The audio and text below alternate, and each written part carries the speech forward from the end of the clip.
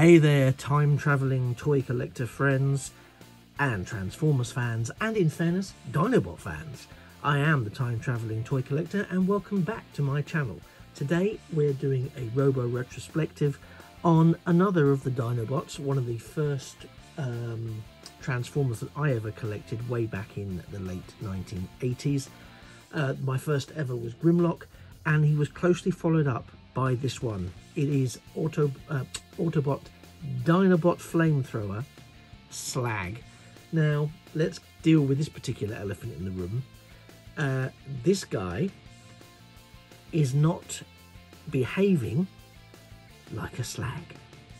This guy produces slag, molten slag. He's a flamethrower, hence the name Slag. He melts stuff into molten slag. There has been a name change of this particular Dinobot. History is being rewritten because there's a view that the word slag in British colloquialisms has a negative connotation. Well, that's true, it does. But lots of things have negative connotations, and for me, this Dinobot will forever be slag. It's slag by name, not slag by nature. He is a flame-throwing Dinobot. He creates slag, molten slag. So if people don't understand that, then for me, that's a real issue with education, and not, in fact, an issue with poor old Slag's personal private life and what he does within it.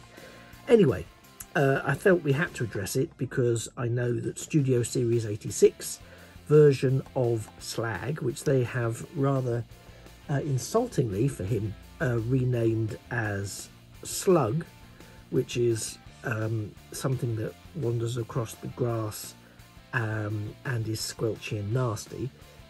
So I don't really see how that's a step in the right direction at all. But yeah, they've named him Slug. We're gonna be on this channel ignoring that bit of retconned activity. He will be Slag. Slag now, Slag forever. Once a Slag, always a Slag. So I'm just sort of turning him around gently here. For a G1 figure, he has quite a lot of backpack kibble going on there. So he's what some people have grown to refer to as a panel former in some respects, which is so called because lots of panels, unsurprisingly, are very, very instrumental in covering up the Robo bits. It's not a huge case in Slag's instance. I mean, there's not that many. It's really just the backpack, to be perfectly honest. And the tail section hangs there. But yeah, so there's a bit of that going on. But that's part of his Generation 1 goodness. What he does particularly well, balancing isn't one of the things he does particularly well, so I'm holding my breath to hope he doesn't fall off. But one of the things that he does do very well is he actually looks like he has a robot form. Now, yeah, he's got bits of leg hanging off his actual legs. He's got legs that look like arms, and he's got, as we've seen, a bit of excessive backpack where there is tail, etc. But if you look at him, he's got arms and he's got legs, and the beauty of it is they all move. They've got independent movement. So he has, from the off, got an advantage over many of his Generation 1 compatriots who very often didn't have independently mobile legs or arms or hips unless transformation called for it, because really the robots, despite being the actual characters driving the narrative of this Transformer storyline, weren't the driving force behind the creation of the toys. And you can read or listen up to lots of that by tuning into other channels such as Transformers The Basics, who will be able to give you a lot of information on the history and evolution of both Transformers characters, but also the Transformers as a toy line, etc, etc. So good stuff. Go and have a watch, go and have a listen. You won't regret it. However, getting back to Generation 1 Slag, Slag transforms into a Triceratops. Triceratops at the time were one of my favourite dinosaurs in the 1980s. I had a gigantic poster of various different dinosaurs on my wall, and when I inherited back a lot of my old stuff from childhood not that long ago and started rummaging through and seeing what had been kept, that really surprised me. This was one of the things, one of many toys that had survived longer than I had, living with my folks in that respect, because they hadn't gone to a boot sale, they hadn't been chucked out. So I was thrilled to have him back, but also the poster I've just referred to, which folded up, I have that as well. So maybe once I've done a video and I unite all the Dinobots together, I might whop out that particular poster and have it as a backdrop for them.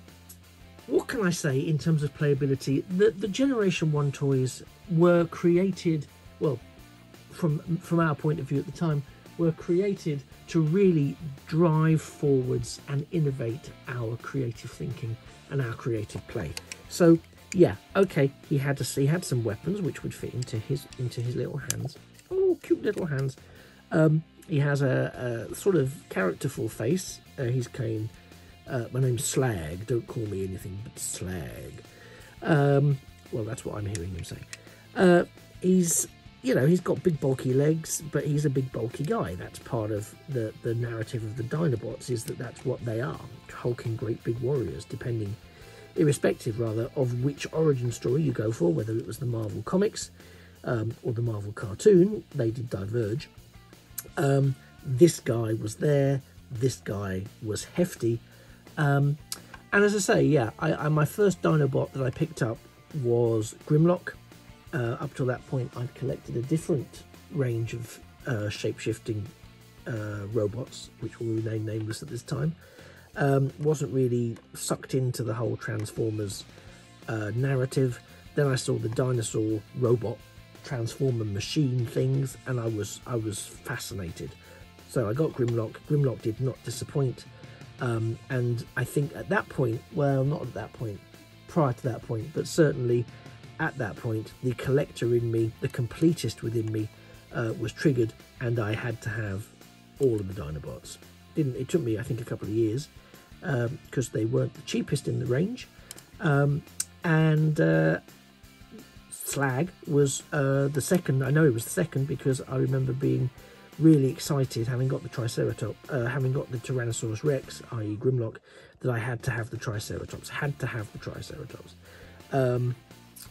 I sound like Veruca Salt stamping my feet. But I was really pleased because he looks like a robot. He can pose with a robot. He can hold his own next to Grimlock.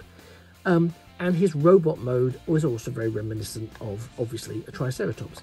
And we'll go, sorry, his dinosaur alternative mode is very representative of a Triceratops, as you would hope. Just for a giggle, because as I mentioned, they're bringing out a Studio Series 86 version of Slag. They've already brought out, as I'm sure you're aware, a Studio 68 version of Grimlock, which is kind of to the Kingdom, to the Siege for Cybertron, the War for Cybertron scale. And I haven't at this time done a review or of anything of Grimlock in his Studio Series 86 format, but he is here. He has decided to come along and sort of crash, as only Grimlock would, crash the video, staying out of focus. That was sweet of him. But just to give you a sense of scale in terms of the evolution of these particular figures. Sorry, bear with me, and I'll reline that up because that was atrocious. A bit of non-filming there. So here we have, I'll bring him into the foreground, just makes life a little bit easier. Here we have Slag in all his goodness and glory, with all his chrome little bits and pieces. Generation 1 styly. And here we have the monstrosity, and I mean that in the kindest possible way, and I'm very excited about it, that is Grimlock. Now just look at the body on this. Look at that. Look at the detailing. Look at the legs. I mean, he's as animation accurate as we're going to get, I think, in a figure. And he is, I mean, it's an incredible combination. I mean, if we hold them side by side, you can see, you can't even hold them side by side. You can see the difference in scale. So why am I mentioning this? Because thanks Grimlock, I'm going to pop you over there. Why am I mentioning this on a video where I'm doing a Robo reflection on Slag? Well, I'll tell you. Because In Demand Toys have emailed me to say that my pre-order of Studio Series 86 Slag, Slag, has shipped and will be with me imminently. So I wanted to get this retrospective on Slag completed now, so that I can possibly do Grimlock and Slag together as Studio 86 models for those fantastic characters that were really my gateway into the Transformers universe. And I don't say that lightly. It was Grimlock who was my first Transformer, and that was followed by Slag. Then I had the rest of the Dinobots except Swoop. And if you want to hear that story or parts of that story, you can do by watching my Robo reflection on Grimlock Generation 1. But it was only after I had those that I then started to look at the comics, and from the comics I sort of watched the cartoon. It's really hard to watch the cartoon if you were growing up in the 1980s here in the UK, because they aired it in a very peculiar way. It was chopped, each episode was chopped into I think 4 or 5 minute segments, and they only played the 4 or 5 minute segment as part of a Saturday morning, like a magazine program that used to run. So you didn't get a weekly episode, you got 5 minutes of an episode that therefore spanned maybe 4 or 5 weeks. It was ridiculous. If ever it got aired on a channel in its entirety, it wasn't terrestrial TV, and it wasn't while I was growing up. Don't worry, that trauma hasn't scarred me too much, and I do have the entire generation cartoon now on Blu-ray, because of course I do. Did you think I didn't? I don't believe you. Anyway, digressing slightly, these are the two pioneering figures that got me in to Transformers, after which I then also went after some of the other more significant Transformers like Optimus Prime, Megatron, and that was more or less the time when they started to introduce the new leaders, because I obviously was a bit behind in my Transformers collecting and engagement. So then I had Galvatron and Ultra Magnus vying for my pocket money. Anyway, I'm sure I'll talk about those elsewhere. Main event now is Triceratops mode. I'm not going to transform him on camera just because he's, bless him, getting on a bit. Some of his joints are quite stiff. Some of his joints are less so. So to spare you and him blushes, I shall encourage him to transform off screen, and we will join him having completed his full transition into Triceratops mode. Well, bless him for that. He did a sterling job. Well done, Slag. So here we go. Here he is in his Triceratops mode, and as you can see, as with the other Dinobots, he isn't sort of Beast Wars type of transformation. He is still very clearly mechanical, a mechanized being, possibly, and this is how I used to view it as a kid. It was deemed to be some sort of alt mode that was still obviously based on what the predominant life form at the time was, but it was seen as a way of converting his alt mode into some form of vehicular mode, which of course is, with hindsight, bonkers. I think he's super cute. I'm just going to keep rotating him on here because it saves me picking him up and endangering some of his less than stable joints. I love the chrome work. I love the gold plating that appears to be there, the silver plating that's there. The transparent segments, so such as the tail section here, you can actually see there's a core segment going through it that's surrounded by the plastic elements there, but there is still that silver chrome element going through the middle. Similarly, you can see that in the joints of the back, the hind legs. There's some real good detailing in there, which is nice considering this is an 80s toy. They don't have to do that. There is detailing on the body, some nice differentiation of colours where we have the gold and the silver aspects. Similarly with the head sculpt here, you can see how behind the plastic frontage that is Slag's face, there is stuff going on beneath it that shows that this is a mechanized being. And of course he has a little, let me see if I can hold that in place while we do this. He has a little mouth here that can open with the Autobot symbol, which can open to breathe fire as his primary weapon, being the flamethrower of the team. Every team needs a flamethrower. He doesn't have any special effects parts, much like the new versions do, because that didn't happen in the 80s. And even if he did, there's nothing you can attach it to in terms of compatibility. So don't worry about that. Yeah, very standard basic transformation. To be fair, both he and Sludge have a very similar. Sludge is the Diplodocus, if I remember rightly, Dinobot. They have a very similar structure to their transformation. But I have a real soft spot for Slag. As I say, he was a Triceratops. Triceratops were my favourite dinosaur, certainly for a lot of the time that I was very much into dinosaurs. So you can imagine my delight at then suddenly finding my new favourite toy line not only gave me warrior robots that could transform, but gave me warrior robots that could transform into my favourite dinosaurs. I can never say with hand on heart that a Diplodocus would be my favourite dinosaur ever, but I am a completist, and therefore Sludge would join the ranks, as would Snarl, and against Stegosaurus definitely. I'm up for a Stegosaurus.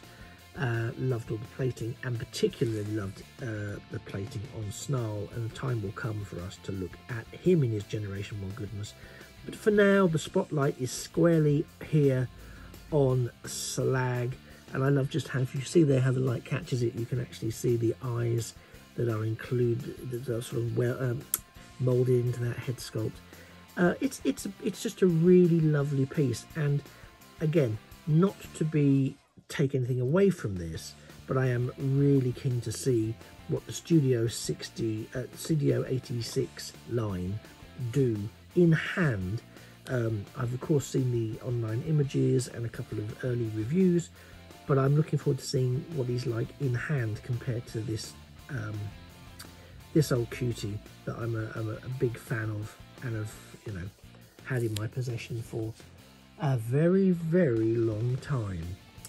I'm also looking forward to seeing what they do with the rest of the Dinobots, because you can't introduce Grimlock and Slag, or Slug, but we know it's Slag, and then not give us Snarl, Sludge and Swoop to complete the set, because Hasbro know there are completists out here, and Hasbro know there would be consequences and rioting on the streets.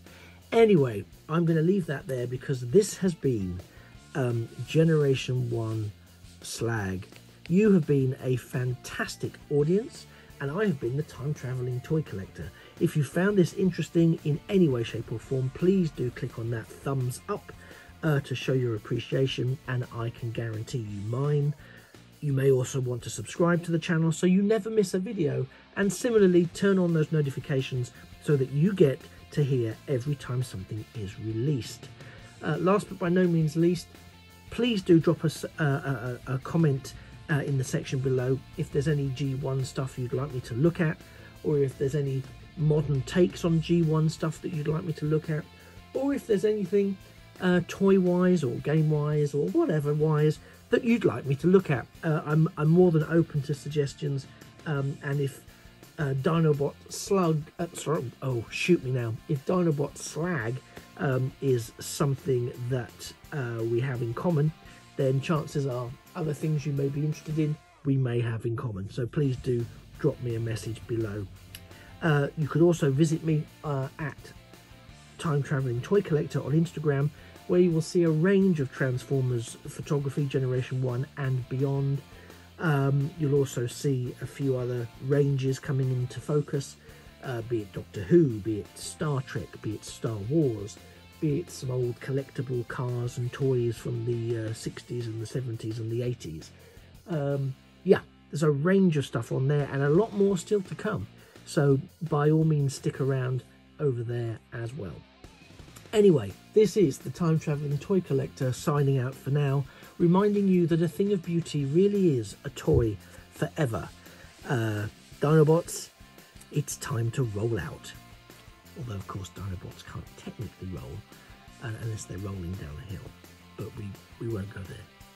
Oh, wow, you're still listening. Now that is dedication. Take care.